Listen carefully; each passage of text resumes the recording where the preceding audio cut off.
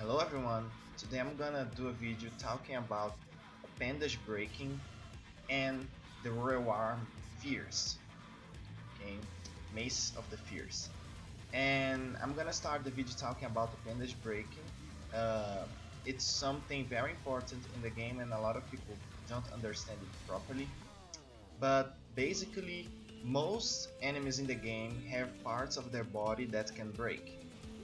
Okay, some enemies even have more parts that can break, like these horses here for example. You can break their main body parts, you can also break their horn, and when you break the appendage of any enemy in the game, you're gonna reduce their stats somehow. It depends on the enemy and on the part you're breaking. For example, when you usually break horns, you make enemies lose their strength. Some enemies you break their appendage and they lose spirits, other enemies lose vitality, etc. So how does it work? For you to break a part of the body, each part of the body has actually a hidden HP. Okay, so let's say for example, for you to break a horn, you need to deal 100 damage at the horn. Okay, so as soon as you deal 100 damage, the horn is able to be break. And for you to break a part of the body, you actually need to use an attack that breaks appendage. For example, link strikes, techniques, some heavy attacks from some weapons. There's a lot of attacks, it's just impossible to show you all of them.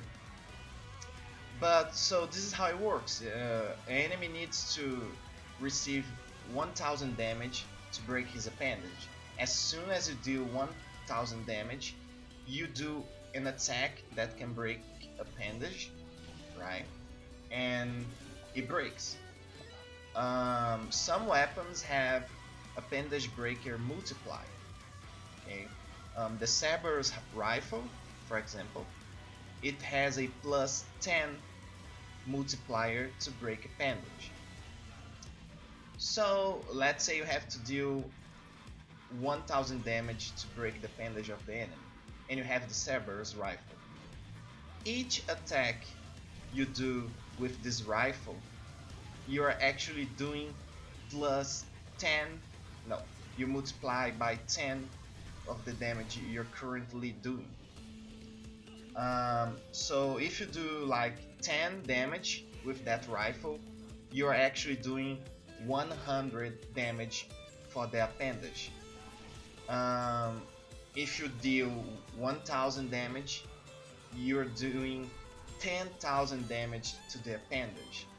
So that rifle has a very huge multiplier to break enemies' appendage. But some other weapons have it too, like Mace of the Fierce. Some attacks too, if I'm not wrong, if I'm correct, the parries, when you do a parry, or link strikes, it all has multiplying for appendage, right? So again, if you deal, for example, 100 damage and you have a multiply of 2, then you're actually doing 200 damage for the appendage. Okay.